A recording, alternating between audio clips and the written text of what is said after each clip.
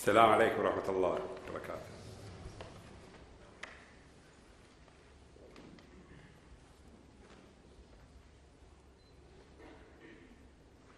Mr. Chairman, Your Excellencies, ladies and gentlemen, firstly, I am delighted to be here and extend my sincere thanks and appreciation to the Gulf Research Center, represented by its chairman, Dr. Abdul Latif and his fellow assistants for organizing this annual conference in this beautiful and historic city of Cambridge.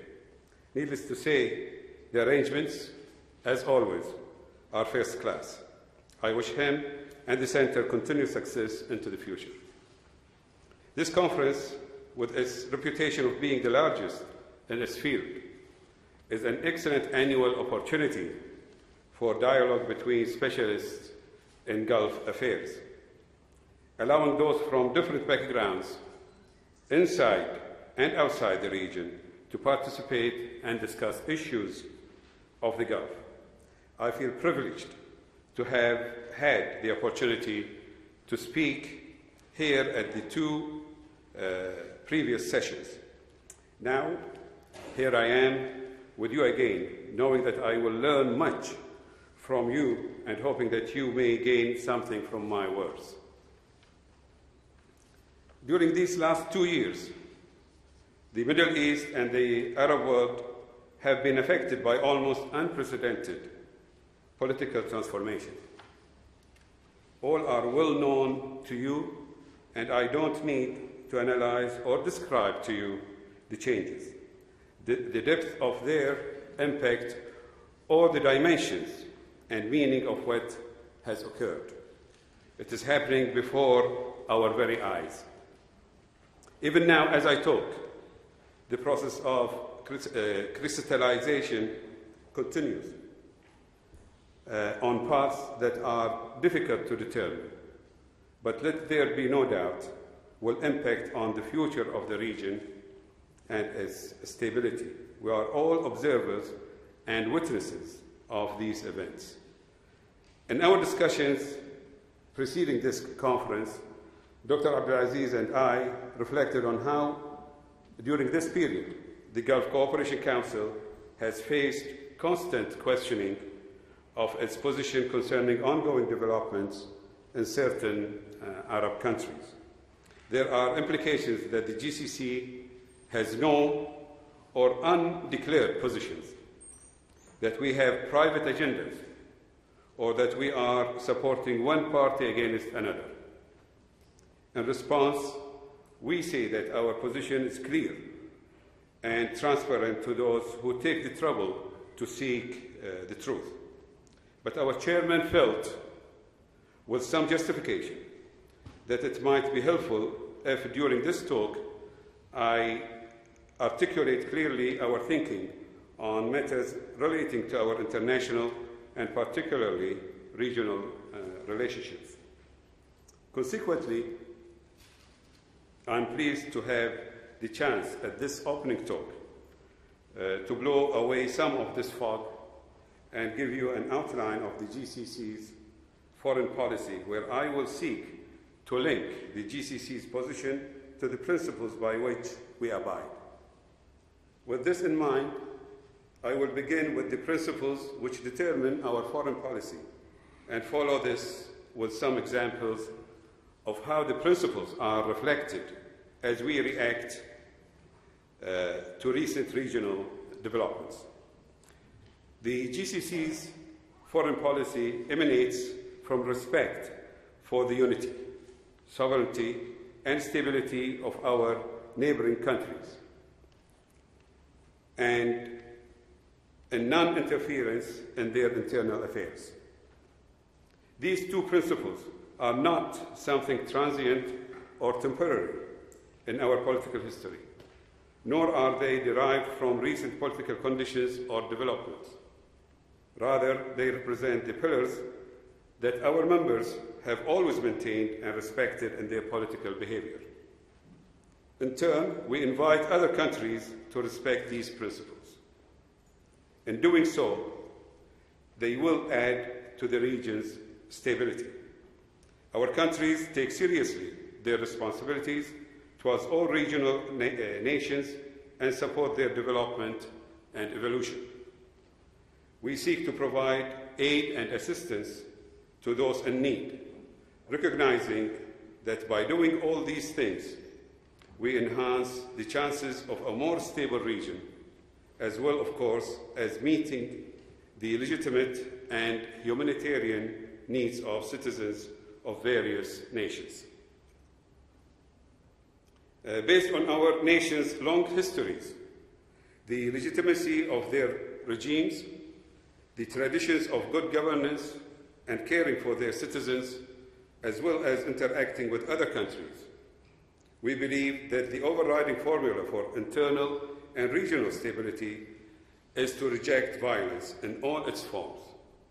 In order to resolve and prevent conflict, we adopt the language of dialogue, with no one excluded, and in doing so, we recognize and accept cultural and religious differences and different customs and traditions.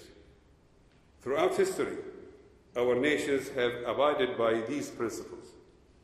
We just have to look at the ways in which the members of the GCC have resolved internal border disputes and consider our ongoing political reforms and national dialogues. Here, a good example is the efforts of His Majesty King Hamad bin Isa Al Khalifa and his encouragement of dialogue within the Kingdom of Bahrain. At the same time, on a global scale, the custodian of the two holy mosques, King Abdullah bin Abdul Aziz, has taken practical measures to encourage communication by establishing a permanent international center for dialogue in the Austrian capital, Vienna. This will do much to further understanding between different religions and cultures and enhance conflict prevention. We hope to implant these principles of encouraging dialogue and rejecting violence within the mindset of the region. At the same time, we believe in the importance of reform and development, improving the lives and respecting the dignity of human beings, thus allowing all to live dignified lives free of discrimination or exclusion. We further believe that accepting and following these principles of dialogue reduces the strength of unilateral opinions, perceived notions, and frozen attitudes about a particular political situation or a past moment in history. Those familiar with the reality of the GCC's international relations within both regional and global context understand how open the GCC states are to the world and how its nations have maintained transparent and broad ties with other countries and organizations. We believe that we have made a significant contribution to the affairs of both sides. This is largely due to our belief in the fundamental importance of regional and international cooperation to solve mutual challenges and build a better world for all. This is the beyond our boundaries vision that we hope to achieve through dialogue, understanding, and cooperation. I believe it is also important to be reminded that the GCC nations are an integral part of the Arab and Islamic world, situated at the very heart of a turbulent region, or maybe the turbulent region. We understand intimately the challenges and are thus in a strong position to give advice, assist with solutions, and provide a unique contribution to building a secure and stable Middle East. Now to how these dreams and principles are reflected in the way in which the GCC views and reacts to recent developments within the region.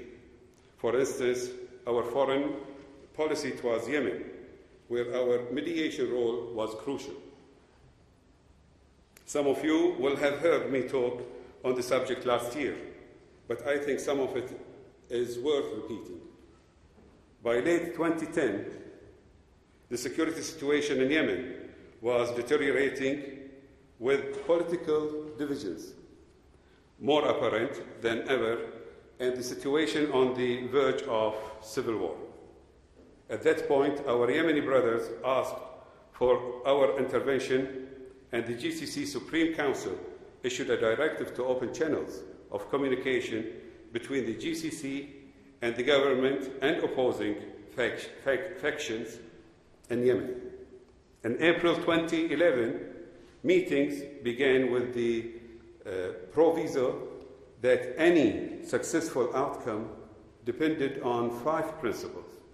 Namely, the solution should guarantee the unity of Yemen and its security and independence. The solution should meet the aspirations of the Yemeni people for change and reform. There should be a smooth and peaceful transition of authority as a result of national consensus. All parties would be committed to removing political and security tensions. All parties must pledge to stop all forms of revenge, prosecution, and pursuit. These 5 principles, which acted as the basis for negotiation, in effect reflect the essence of the GCC foreign policy principles. Once consensus had been reached by all parties on the 5 criteria, the framework for negotiation was in place and proved to be a key component of success. The development of the basic framework was followed by intensive, detailed, and difficult negotiations lasting about 8 months until agreement was reached and the GCC initiative and its implementing arrangement were signed on 23 November 2011 in Riyadh. There is no doubt that the GCC initiative represented a lifeline which prevented Yemen from plunging into civil war. It opened the door to a political settlement, with the implementing arrangement paving the way for a phased, peaceful transfer of power. We are now in the second phase of implementation, namely comprehensive national dialogue, leading to a new constitution and elections by February 2014. We hope sincerely that the Yemeni dialogue reaches an agreement that helps them to commence a new phase in their history, and that Yemen will remain united, stable, secure, and become prosperous. Despite the numerous obstacles facing the implementation of the Gulf Initiative and the interests of certain parties who would like to see it fail, we remain optimistic. Here we continue to follow our principles and make every possible effort in cooperation with regional and international parties to ensure successful implementation. As I have said, our role in Yemen is in line with the GCC's foreign policy. A similar role could be repeated for other regional issues, thus promoting chances for enhancing the region's stability, developing regional cooperation, and encouraging development within the region. This highlights the importance of the role played by states and regional organizations in resolving local conflicts and reflects Chapter 8 of the United Nations Charter, which recognizes exactly this role, which complements and supports the United Nations in the maintenance of international peace and security. Now to move from Yemen and what we hope is a success story to the crisis in Syria, which could still go either way. Here, since the beginning of the crisis, the GCC has maintained a clear line in accordance with its principles, committing itself to the security, stability, and unity of Syria.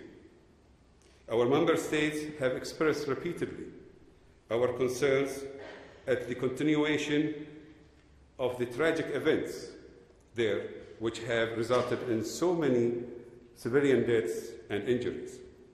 They have called time and again on the Syrian regime to renounce violence and resort to dialogue in dealing with the aspirations of their people. This is particularly important in the face of the persistence of the regime to continue in its choice of armed military force, leading to increasing numbers of deaths and refugees. We have asked that the Syrian authorities implement the terms adopted by the Arab League, all to no avail. The regime, supported by external allies, continues as before. All this death and destruction has made the support for the Syrian people a responsibility on moral and humane grounds. And in addition, ending the crisis and preventing it from escalating is essential to the stability of the region.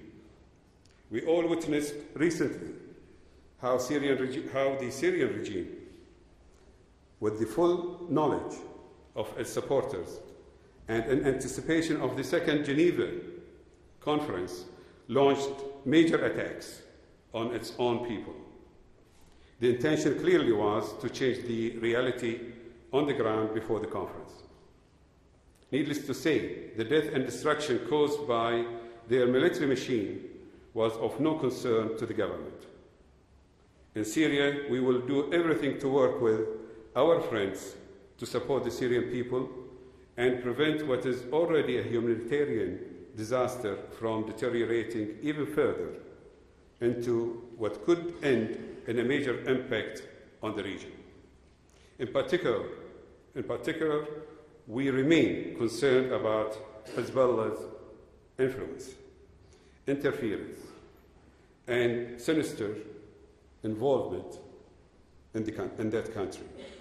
We support fully any actions that will enable the Syrian citizens to better defend themselves and restore sovereignty to the people.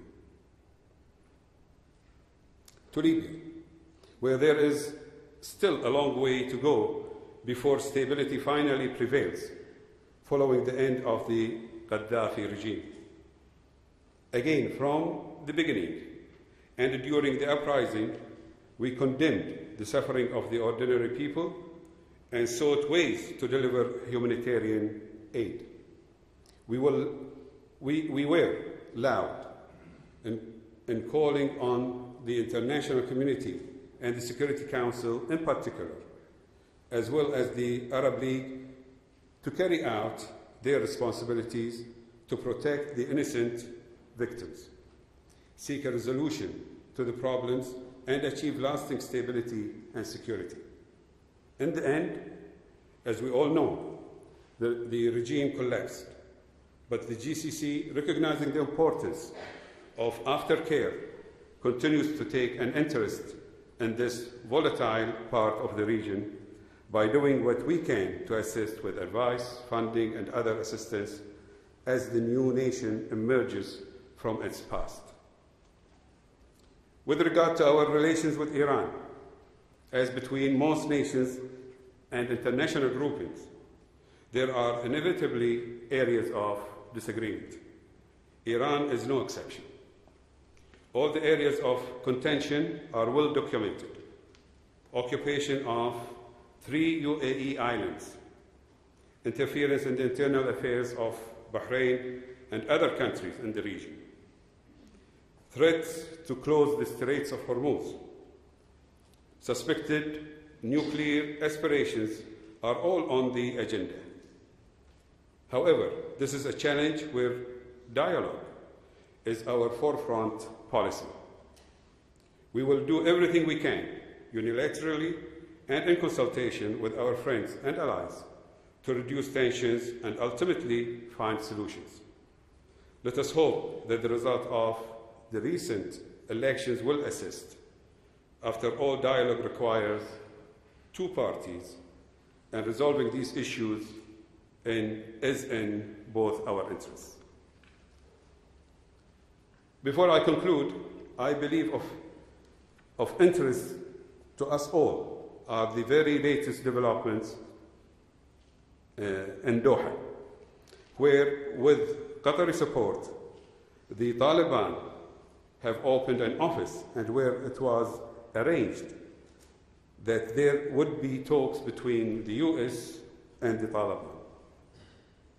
I know that uncertainties surround this issue and that there has been criticism that the initiative does not necessarily comply with diplomatic protocols. Nevertheless, it is an example of a GCC member state using its initiative, exploring all avenues and offering the opportunity for dialogue between two opposing sides through the auspices of a third party. Now, I will conclude by reiterating that the closer relationship between the nations of the GCC and the principles by which we carry out our foreign policy have done much to assist our quest for a stable Middle East. By promoting cooperation and understanding at regional and global level, by promoting dialogue in place of violence, by supporting human development and human dignity, I would like to hope has earned for the GCC both the reputation as an effective regional facilitator and also international respect. We do not see our international or regional role as a political luxury, nor do we see ourselves as possessing surplus military force. We certainly do not see ourselves in any way as regionally aggressive. Yes, we do have principles, which I have spoken about, which we cannot abandon or ignore.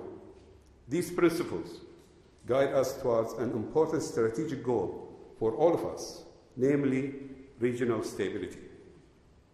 This is particularly important at this time when the region is progressing through one of the most challenging and complex periods of its history. There are no easy solutions, but we will continue to encourage dialogue and discourage violence. Above all, we will strive for a formula which restores stability to the region and does not contribute to new problems. This is a major challenge, but it is in all our interest that we succeed. Thank you.